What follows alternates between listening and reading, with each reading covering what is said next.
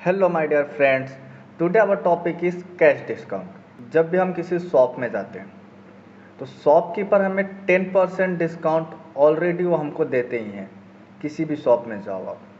But उसके बाद भी जब बिल बन जाता है, बिल प्रिपेयर हो जाता है, उसके बाद हम क्या करते हैं, बार्गेनिंग करना स्टार्ट करते हैं बिलिंग के टाइम पे। तो बिलिंग के टाइम पे बार्गेनिंग करते टाइम पे जो भी हम बार्गेन कर पाते हैं, यानी जितना भी हमें शॉपकीपर डिस्काउंट देता है, जिसे हम एक्स्ट्रा डिस्काउंट कहते हैं, उसे अकाउंटिंग की भाषा में कैश डिस्काउंट कहा जाता है। So my dear students, cash discount क्या होता है एक्चुअल में?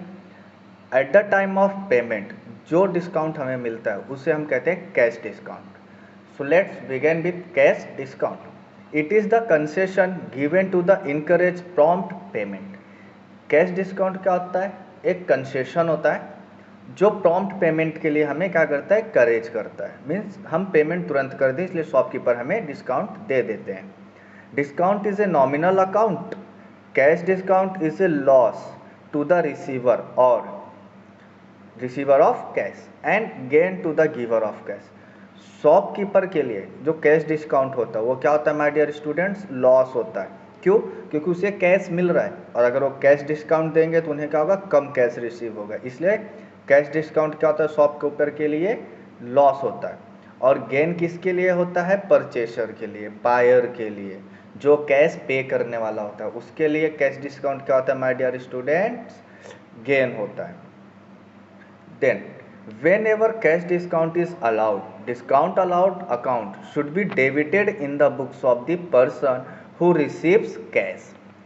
अब जो क्या होगा, गुड्स का सेलर दैट इज शॉपकीपर, वो अपने बुक में कैश डिस्काउंट अलाउ या फिर डिस्काउंट अलाउ अकाउंट को क्या करेगा, डेबिट करेगा। क्यों डेबिट करेगा? बिकॉज डिस्काउंट अलाउड ये क्या होता है, एक तरह का लॉस होता है। And according to the nominal account rule, debit all expenses and losses.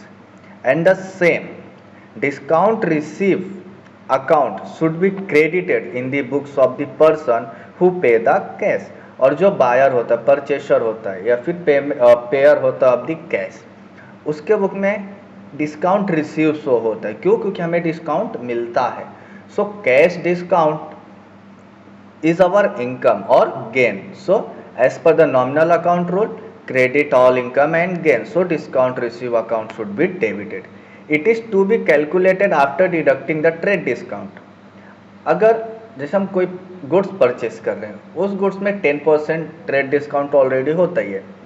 Suppose the goods is 200 rupees और उस पर ट्रेड डिस्काउंट है 10 रुपीज़ का।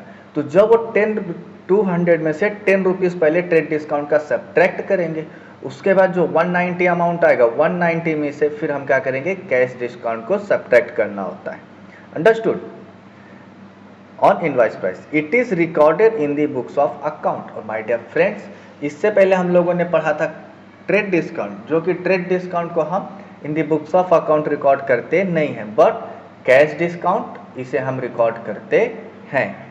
Example, receive from Karthik rupees 1900 and allow him discount rupees 100. So journal entry in the books of receiver means shopkeeper.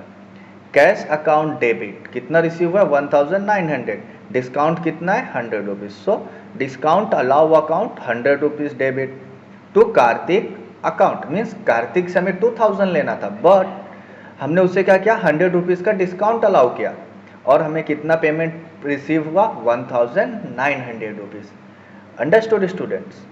So this is the proper accounting of cash discount.